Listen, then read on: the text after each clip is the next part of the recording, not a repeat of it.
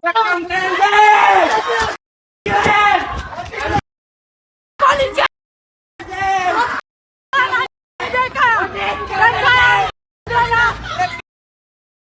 perlu saya tambahkan rekan-rekan media bahwa di wilayah Mapo itu, ya, sedikitnya kita sudah tangkap 4 orang tersangka narkotika, yang kesemuanya itu dikategorikan sebagai bandar. Polisi Pelabuhan Belawan, Sumatera Utara menembak mati seorang penjual gorengan Iwan karena dituding menjual sabu. Peristiwa itu terjadi di Jalan KL Yosudarso, Gang Mafo, Kecamatan Medan, Labuhan, pada Senin 14 November 2022. Anak kandung Iwan, Rian, 22 tahun, tak menerima kejadian itu dan menganggap bahwa sang ayah sudah setahun tidak menjual sabu. Kapolres Pelabuhan Belawan AKBP Faisal Rahmat membenarkan Iwan tewas dengan peluru menembus lehernya. Menurut Faisal, penembakan itu terjadi saat anggotanya dari Sat Narkoba melakukan penggeledahan terhadap Iwan. Penggeledahan itu dilakukan berdasarkan informasi dari masyarakat bahwa sedang terjadi transaksi narkoba di Gang Mafo. Polisi kemudian mendatangi kediaman Iwan dan melihat penjual gorengan itu melarikan diri. Aparat selanjutnya mengejar Iwan dan berusaha menangkapnya. Saat Iwan kabur, jelas Faisal aparat melihat dia membuang bungkusan.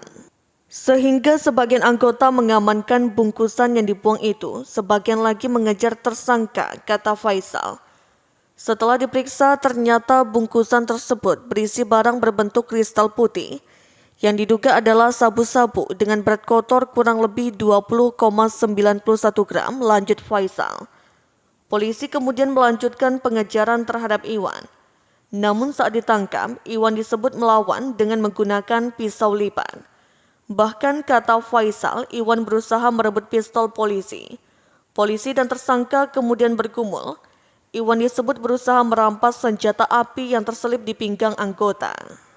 Terjadi tarik-menarik antara anggota dengan tersangka, sehingga kemudian senjata tersebut meletus dan mengenai bagian leher daripada tersangka, jelas Faisal.